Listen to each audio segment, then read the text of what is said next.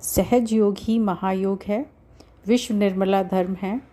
पूजनीय श्री निर्मला माता जी की अमृतवाणी।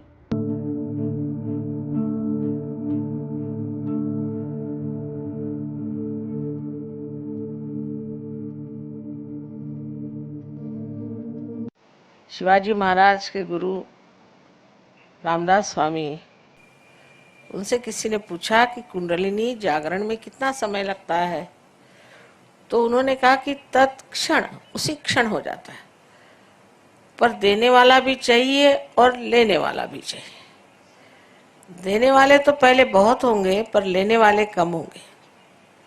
आज लेने वाले हजारों हैं और इसलिए कार्य इतने आसानी से हो रहा है।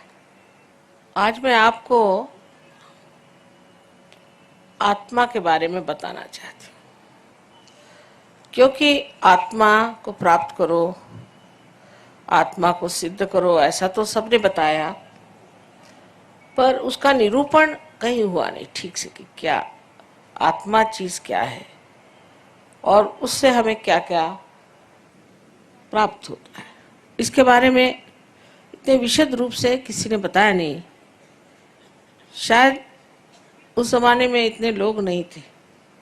कृष्ण ने एक केवल अर्जुन से ही बात करी, और जो बात अर्जुन से कही वो भी इस ढंग की है कि सर्वसाधारण बुद्धि का मनुष्य उसे नहीं समझ सकेगा, क्योंकि श्री कृष्ण एक डिप्लोमैट थे, डिवाइन डिप्लोमैट। वो ये जानते थे कि मनुष्य की खोपड़ी उल्टी बैठी, उसको सीधी बात बताएंगे तो कुछ समझ में नहीं आएगा, तो उल्टी तरफ से बात बताने से उसका दिमाग में बात आ जाएगी। नहीं, हजारों वर्ष पहले की बात है। तो उन्होंने 3 मार्ग बताए। अब वो बिजनेसमैन तो थे नहीं तो पहले सबसे गलत रास्ता बताते। ऐसा सस्ता माल सबसे पहले बिजनेसमैन बताए, तो उन्होंने सबसे बढ़िया पहले बता दिया कि तुम पहले ज्ञान को प्राप्त करो। ज्ञान को प्राप्त करने का मतलब नहीं कि आप किताबें पढ़ी। किताबें पढ़ने से कोई ज्ञान प्राप्त नहीं होता है। ज्ञान का मतलब है आपकी मज्जा तत्व पे, आपकी मज्जा संस्था जो है, सेंट्रल नर्वस सिस्टम है, उस पे आपको जानना है। ये ज्ञान है, ज्ञ। संस्कृत में शब्द है ज्ञ, जिसे आप ज्ञान कहते हैं, ज्ञानम। ये शब्द थॉमस जब आया था हिंदुस्तान, ईसा मसीह का शिष्य, तो उसने भी यूज किया, पर उसकी किताब 1600 साल तक लोगों ने गाड़ के रखी। उन्होंने ही गाड़ी हुई थी। 52 किताबें गाड़ के रखी, डर की वजह से कि लोग उनसे कहेंगे कि ये आदमी जो है वो हेरेटिक है। हेरेटिक माने जो सही रास्ते से हटाने वाला, या ब्लास्फेमी है माने परमात्मा की बदनामी है। उन्होंने ये बात लिखी कि परमात्मा को जानना जो है वो एक अनुभव है, और जब तक वो अनुभव प्राप्त नहीं होता तब तक आप ज्ञानी नहीं हो सकते। और जो लोग उस वक्त ऐसे ज्ञानी हो गए थे, उनका नाम ग्नोस्टिक्स रखा था, और जो ज्ञान को नहीं मानते थे एग्नोस्टिक कहते थे।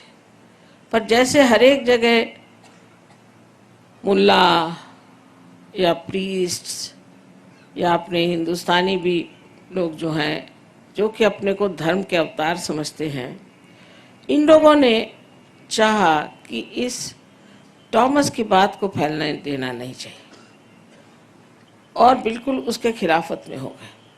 ये सब गलत बात है, इनके पास कुछ नॉलेज नहीं है, झूठ बात बोलते हैं, ये है। क्योंकि जब धर्मगर्भ पैसा कमाने का धंधा हो गया तो ये तो सब गलत हो ही जाएंगे। और इस तरह से उन्होंने बता दिया कि ये लोग जो हैं बिल्कुल गलत हैं, और इन लोगों का जो कुछ भी कहना है वो बिल्कुल परमात्मा के विरोध में। इनके पास कोई ज्ञान नहीं। तो बेचारों ने मारे डर के अपनी सारी किताबें इजिप्ट ने गाड़ दी और वो फिर हिंदुस्तान आए। ये तब हालत थी, आज भी इतनी खराब हालत नहीं है। ऐसे ही हाल ईसा मसीह का रहा, ऐसा ही हाल अपने यहाँ संत साधुओं का रहा।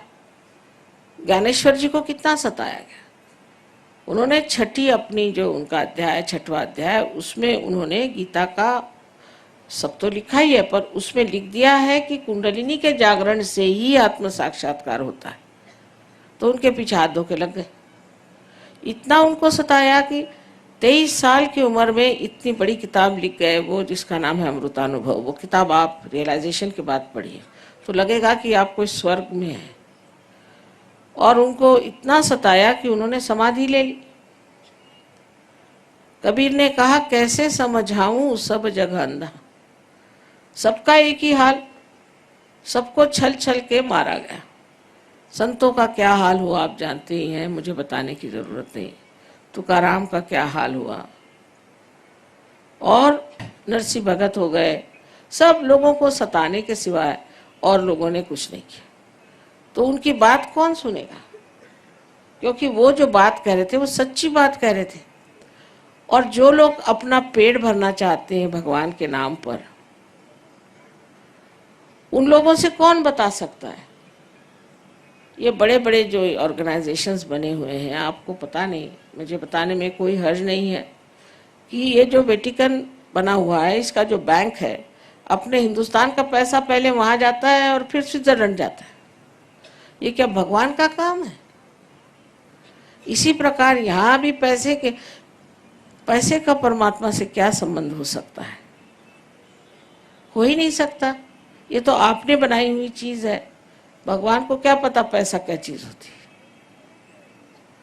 सो इस तरह से जो ज्ञान को प्राप्त न करते हुए लोगों ने कहा, अच्छा कृष्ण ने कहा ज्ञान को प्राप्त करो तो तुम पढ़ो। वो किताबें लिख लिख के बेचेंगे, ये करेंगे। भिखारी जैसे घूमते हैं लोग और बेचते रहते, किताबें खरीदो। कबीर ने कहा, पढ़ी पढ़ी पंडित मूर्ख भई। पंडित लोग भी मूर्ख हो गए पढ़ पढ़ के। अब मुझे बचपन में लगता था ऐसे कैसे हो सकता है कि पढ़ के कैसे पंडित मूर्ख होंगे, लेकिन अब मुझे ऐसे बहुत मिले जो महामूर्ख है, उनसे बात ही करने में अर्थ नहीं। अब इसलिए उन्होंने जो ज्ञान की बात कही, वो कही कि आपके सेंट्रल नर्वस सिस्टम में जो चीज प्रतीत होती है, जो जानी जाती है, उसको ज्ञान कहा गया। उसी को बोध कहा जाता है, जिससे बुद्ध का शब्द आया हुआ है। यही चीज विद भी है। विद से ही वेद आया, और वेद का जो पहला ही श्लोक है उसमें लिखा है कि इस सब को पढ़ने के बाद अगर आपको परमात्मा के बारे में विद नहीं हुआ तो बेकार। अभी विद शब्द भी उसी से आया, लेकिन हम लोग तो सिर्फ बुद्धि के ही माध्यम से हर एक चीज जानना चाहते हैं। बुद्धि से परे कोई चीज है ये हम समझना नहीं चाहते। इसलिए कृष्ण पहले कह दिया कि तुम ज्ञान पे आओ। फिर उन्होंने दूसरी बात कही कि तुम कर्म करो, लेकिन उसमें भी फिर डिप्लोमेसी है। अगर आप सोचें तो कि जो कुछ भी कर्म करो वो परमात्मा के चरणों में डाल दो। अब एक कोई मर्डर भी करके आके कह सकता है कि भाई मैंने मर्डर किया और परमात्मा के चरणों में डाल दिया। ऐसा होता है कभी कभी, मैंने इसका मर्डर किया, मैंने उसका मर्डर किया, मैंने अब कन्फेशन दे दिया, हो गया काम खत्म। ये सब दिमागी जमा खर्च है। अगर मनुष्य अपने में ऐसा एक समाधान ले ले कि जो भी मैं करता हूं परमात्मा के नाम पे करता हूं, तो ऐसे आदमी को सिर्फ यही कहना चाहिए कि वो गलत फहमी में है। ये गलत धारणा दिमाग में बैठा ली है। हो ही नहीं सकता जब तक आप में मैं ये करता हूं ये भावना है, तब तक ये चीज हो ही नहीं सकती। ये भावना टूटनी चाहिए, और वो सिर्फ सहयोग में पार होने के बाद होती है। कि मनुष्य बोलता कैसे है फिर कि ये हो रहा है, ये जा रहा है, कुंडलिनी चढ़ रही है। ये नहीं कहेगा मैं चढ़ा रहा हूं। चढ़ रही है, तीसरे पुरुष में बात होती है, बोलने का ढंग ही बदल जाता है। खुद आकर मुझे बताएंगे कि माँ मेरा आज्ञा चक्र पकड़ा है, इसको साफ करना। इसका मतलब है कि मुझ में अहंकार चढ़ गया है। कोई आदमी कहेगा कि मुझ में अहंकार चढ़ गया, ऐसा है कोई आपको मिला आज तक?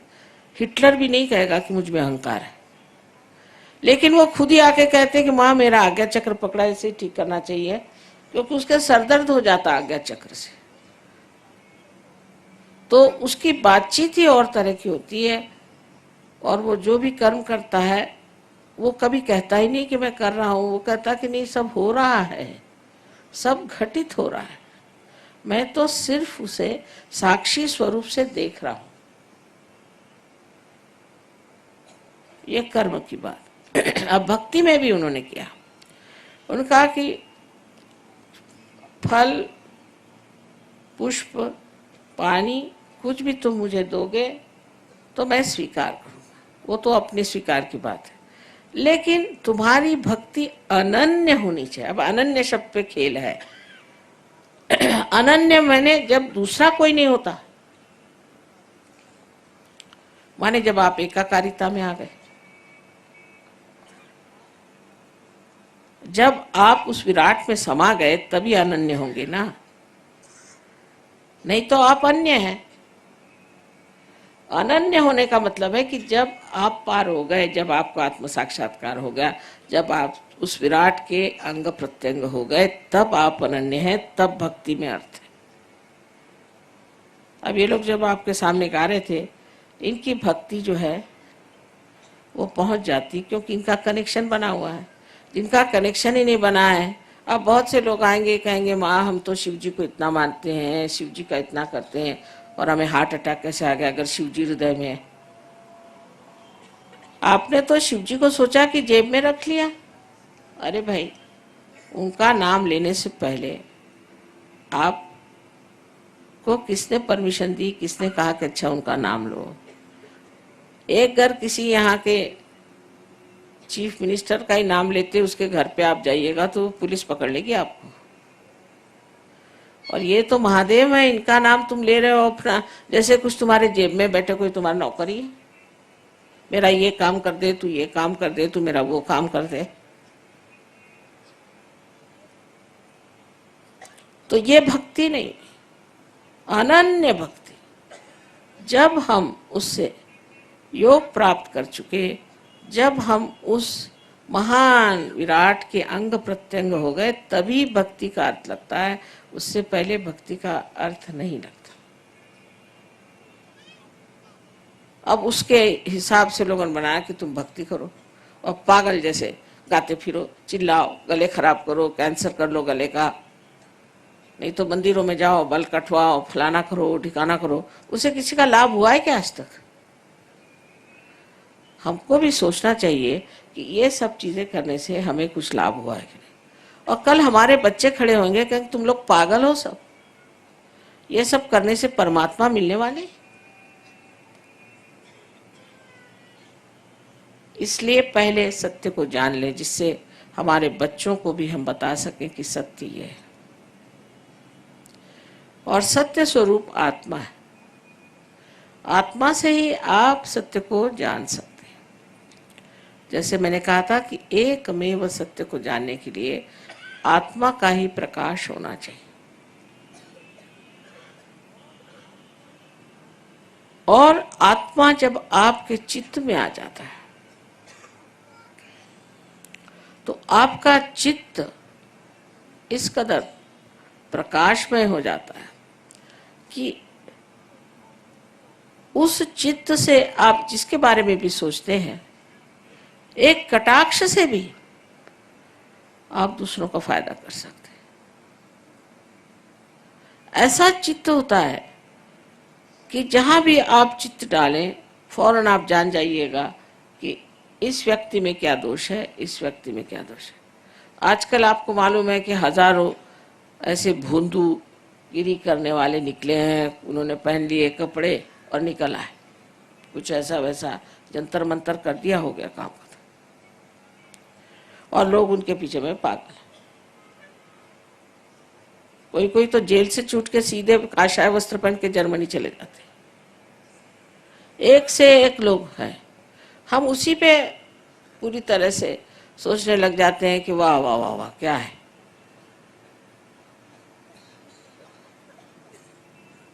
लेकिन हमारा दिमाग लगाएं इस चीज पर, अच्छा बुद्धि से ही सोचें कि हमने क्या पाया, हमको क्या मिला। मैं माँ हूं, मैं पूछूंगी बेटे छोड़ो, तुमने ये गुरु माना है ना, अच्छा ठीक है, तुमको क्या मिला? वही गुरु को चिपके चले जा रहे हो। तुमको क्या मिला? तुमको कौन सी शक्ति मिली? किसी भी गुरु के पास जाने से कम तुम्हारी तंदुरुस्ती तो अच्छी रहे। इधर हार्ट अटैक आ रहे हैं, आंखें अंधी हो रही, किसी को कुछ हो रहा है, ऐसे गुरु किस काम के? मैं तो माँ हूं, मैं तो कहूंगी ऐसे गुरु छोड़ो, बेकार की चीज। ऊपर से रुपया पैसा चढ़ाओ, ये चढ़ाओ वो चढ़ाओ। सन्यासियों को रुपया पैसा काहे को चाहिए? तो ये जो भ्रम हमारे दिमाग में बैठे हुए हैं, इन भ्रम को निकालने के लिए भी हमारे अंदर आत्मा की जागृति हो तो हम फौरन समझ जाएंगे कि हमारे हाथ में ही हम समझ जाएंगे। उंगलियों के इशारे पे कोई आदमी आपके सामने खड़ा कर दीजिए, बड़े ढोंग रच के आया हो, फौरन आप समझ जाएंगे कि मां ढोंगी। मेरी नातिन है, छोटी सी थी, 5 साल की। तो मेरी लड़की और दामाद गए थे लद्दाख। वहाँ पे गुरुजी बन के बैठे हुए थे एक ढेले पर। वहाँ के वो उस जगह के वो बड़े भारी गुरुजी थे और सब जाए उनके सामने, झुक जाए। इससे रहा नहीं गया। फिर उसके माँ बाप भी गए, उन्होंने देखा सभी झुक रहे, मैं नहीं झुको तो कैसे। जाके खड़ी होकर उनके सामने सीना तान कहती कि तुम क्या सबसे पैर छुआ रहे हो, तुम तो पार भी नहीं हो, साफ कह दी। अब ये माँ बाप जरा गड़बड़ा गए कि ये कह। एक बार रमन महर्षि के प्रोग्राम में मुझे बुलाया था।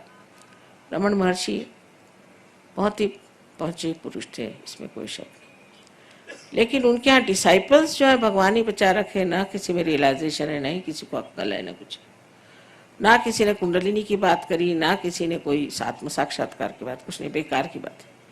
तो एक साहब बड़ा भारी चोगा पहन के बैठे थे, कोई रामकृष्ण आश्रम के कोई बैठे थे, बड़े भारी मठाधीश। तो हमारी ग्रैंड डॉटर एक थी, दूसरी वो बैठी थी। तो उसने देखा फिर उठ के खड़ी हुई सामने बैठी थी। बहुत से सहयोगी भी थे। नानी ये मैक्सी वाले को यहाँ से भगाओ, मुझे बड़ी गर्मी आ रही है, मैक्सी वाला। तो हमारी पहचान क्या? कौन को आपका गुरु हो सकता है? वही हो सकता है सदगुरु, वो ही जो साहिब मिली है। नानक साहब ने कहा है वही सदगुरु है जो आपको परमेश्वर से मिलाता है, जो सिर्फ परमेश्वर की बात करता है, आत्म साक्षात्कार को ही सब कुछ समझता है, वही सदगुरु है। और जिसको आप खरीद नहीं सकते, जिसको आप खरीद सकते हो आपका नौकर चाकर, उसे भी बदतर है।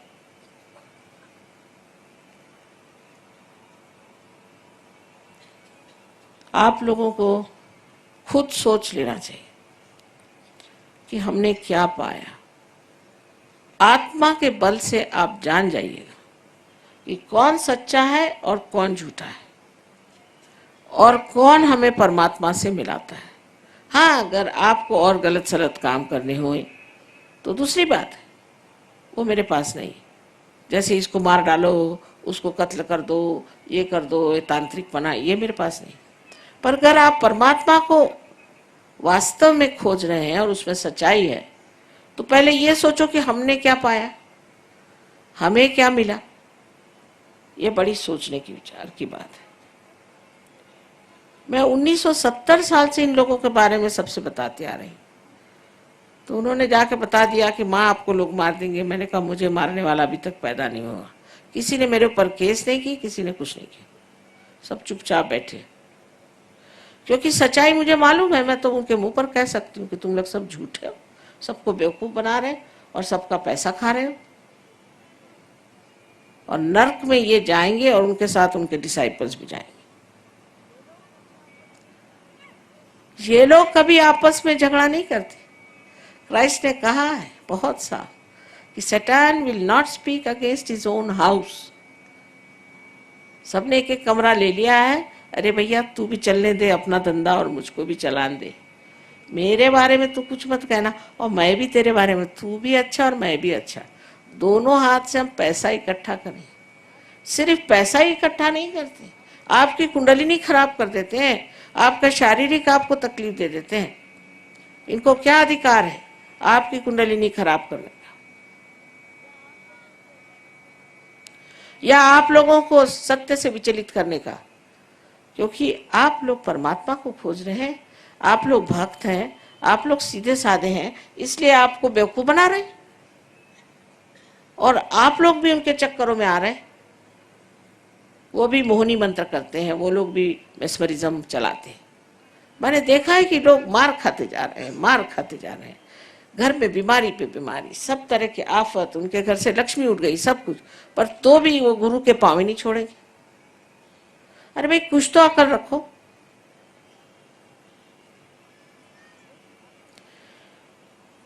लेकिन आत्म साक्षात्कार के बाद आप समझ जाएंगे, मुझे कुछ कहना नहीं पड़ता, आप अपनी बात कहेंगे भगवान बचा। अभी आपने डॉक्टर तलवार को देखा होगा, कल ऐसे ही चक्कर में थे, वो जो भागे वहां से तो उनका सारा खानदान, उनके सारे मित्र सब भागते, बड़े बड़े नाम, बड़े बड़े उनके घर, बड़े बड़े महल, ये सब होंगे। इससे कोई भगवान मिलने वाले हैं? आप इस चीज से सतर्क हो जाए, क्योंकि आप लोग विशेष लोग हैं। इस वक्त आपका जन्म हुआ है, आपको परम पद मिलने वाला है और आप कोई सर्वसाधारण लोग नहीं कि जो अपने को ठगा ले या आपको नाश की ओर ले जाए। इसके लिए आत्मा का प्रकाश हमारे चित्त में आना चाहिए और चित्त में आते ही साथ हमारे नसों में, हमारे नर्व्स पे आ जाता है और हम जान सकते हैं कि कौन सच्चा है, कौन झूठा है, कौन सा स्वयंभू है, कौन सा नहीं है। हर एक चीज को हम खूब अच्छे से पहचान सकते हैं, क्योंकि अब हमारे अंदर अंधापन नहीं रह गया, अब हमारी आंखें खुल गई। यह आत्मा का बड़ा भारी आशीर्वाद है, क्योंकि उसके प्रकाश के बगैर हम परमात्मा को प्राप्त ही नहीं कर सकते। वही हमारा रास्ता है, वही हमारा मार्गदर्शक, उसी के मार्गदर्शन में ही हम ऊंचे उठ सकते हैं।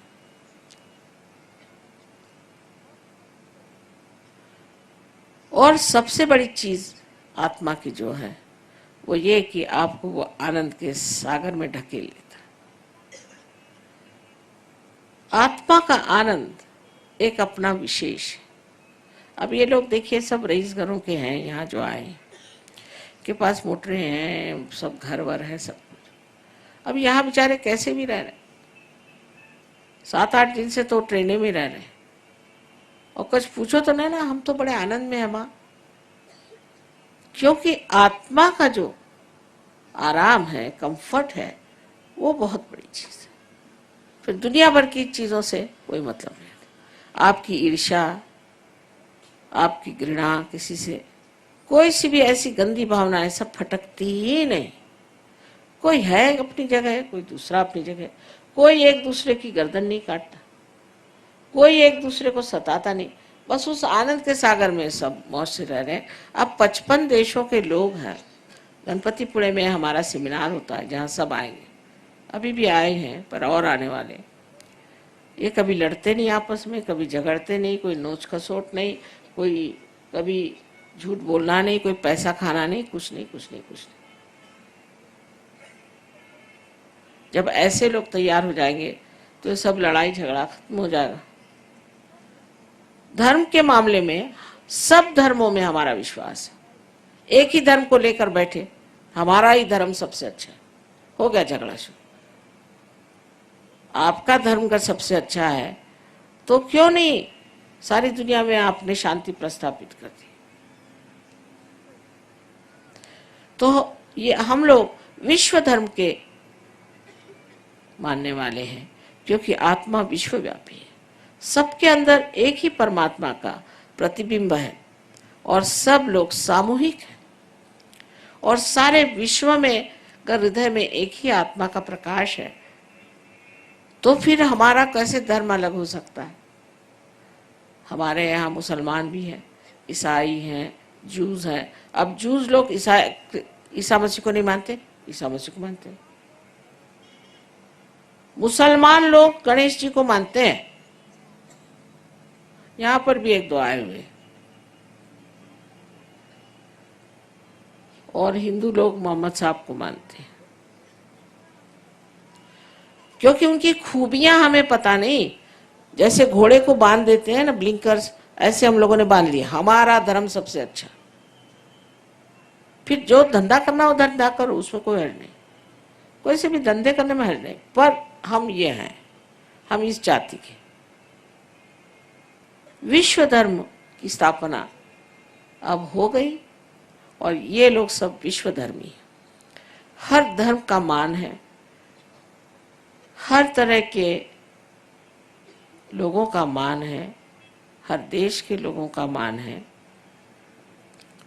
और सबसे अधिक जितने अवतरण हो गए, जितने प्रेषित हो गए, माने प्रॉफिट्स हो गए, जितने दृष्टा हो गए, जितने संत हो गए,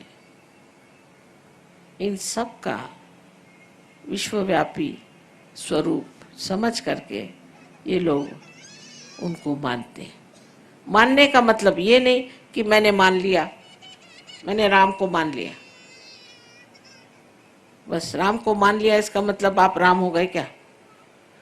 आपके अंदर राम के कौन से गुण आए बताइए? श्री राम को तो आपने मान लिया, और आपके अंदर कौन से गुण आए? अभी एक साहब मिले थे, बड़े भारी मिनिस्टर, कहे श्री राम को मैं मानता हूँ, अपना भतीजा, अपना भांजा, अपना ये, उसको सबको नौकरी लगा रहे हैं। मैंने कहा उन्होंने तो अपनी बीवी को तक छोड़ दिया और आप ये सब रिश्तेदारी लगा रहे हो, तो कहाँ से राम को मानते हो? मैं तो राम को मानता हूँ। माने राम बड़े कि आप? इस तरह की हम अपने साथ छलना करने से कोई फायदा नहीं।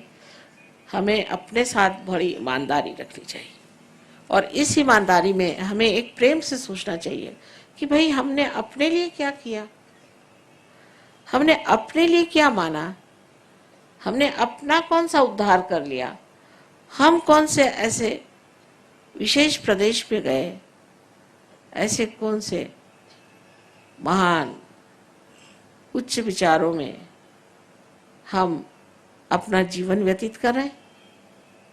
ऐसा तो कुछ हुआ नहीं, तो फिर मान लेने की बात क्या? मानने का मतलब है कि हमारे जीवन में उसका प्रतिबिंब दिखना चाहिए, लोगों को दिखाई देना चाहिए कि आपने अगर किसी को मान लिया है तो आप में भी उसकी कोई ना कोई छवि है, उसका कोई ना कोई अर्थ है, वो कोई ना कोई मतलब रखता है, उसका आपके जीवन में भी कोई ना कोई प्रादुर्भाव है। जब तक ये चीज नहीं दिखाई देगी तब तक आप किसी को भी मानते रहें, मंदिरों में जाएं, चाहे मस्जिदों में जाएं, चाहे गिरजों में जाएं, चाहे दरबार साहब पढ़े, सब एक ऐसी चीज। उससे अब बच्चों में ये बात आ गई कि क्यों ये सब करें हम, और सही भी बात है क्योंकि वो बुद्धि लगाते हैं। आपको चाहिए कि अब धर्म को आप पूरी तरह से जाने और इस धर्म को क्यों पालन करना है। क्यों धर्म को पालन करने को कहा था? क्योंकि जब तक धर्म के सहारे हमारे अंदर संतुलन नहीं आ जाएगा तब तक हमारी उड़ान नहीं हो सकती, हम चढ़ नहीं सकते, हम बढ़ नहीं सकते। इसलिए इस संतुलन के लिए इन्होंने कहा था कि धर्म में रहो, पर सहयोग में आप अधर्मी भी हो कोई हर्ज नहीं, आपको पहले संतुलन में बिठा देंगे और फिर आपको उड़ा देंगे। रिपेयरिंग शॉप है सहयोग, सब तरह का इंजीनियरिंग इसमें होता है। कोई अगर राइट साइडेड है तो उसको राइट साइड में बिठा, लेफ्ट साइड में करके बीच में ले आएंगे, बस बीच में ला के और बीच में आते साथ उसकी कुंडली जागृत हो जाती है। कुछ ज़्यादा नहीं करना पड़ता। आपकी जो भी मशीनरी जैसी भी हो, वो सब ठीक करने के यहाँ माहिर लोग हैं। और एक दिन आएगा आप भी सब ठीक कर लेंगे, बगैर स्क्रू ड्राइवर किसी चीज़ के आप सबके स्क्रूज ठीक कर देंगे। या आपके अंदर शक्ति आ जाएगी बिल्कुल। और ये आते ही साथ देखिएगा आप, एक आदमी हजारों लोगों को पार कर सकता है। कुछ आप कम है किसी से? अरे ये गुरु लोग जिन्होंने कुछ पाया नहीं, जिनके पास सत्य भी नहीं है, लालची झूठे, इन लोगों ने अपने तो इतना ये बना लिया, और तुम सच्चे लोग होकर के तुम कुछ नहीं बना रहे।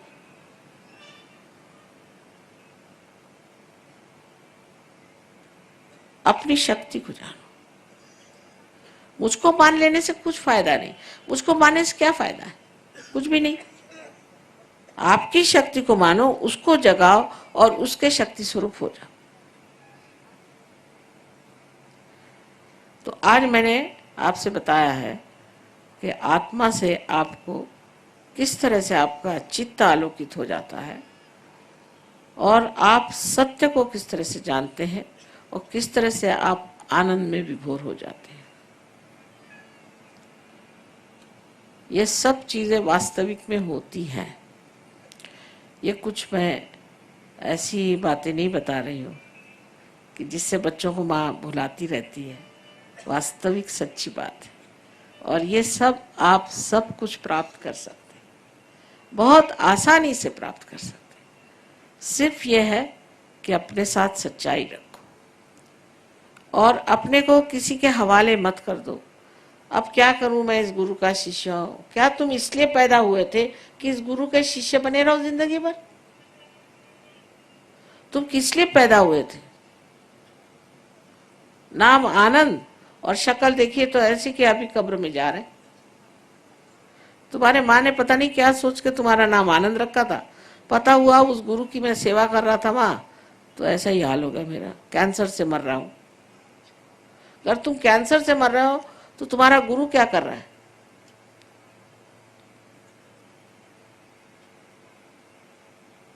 इस महान बेला में, इस महान समय में आपका जन्म हुआ है।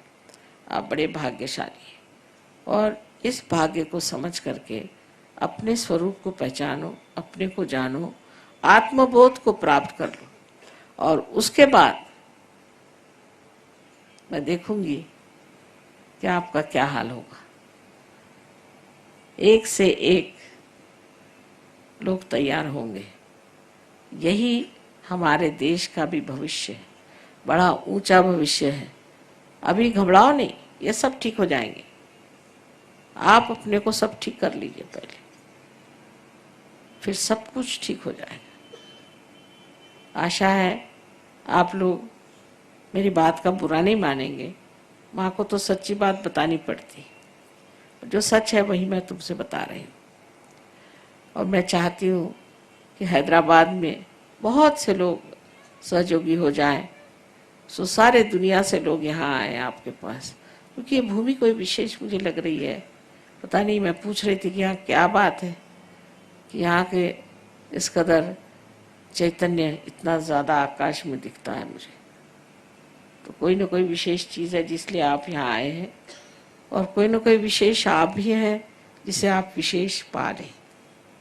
मेरा आपको सबको अनंत आशीर्वाद है।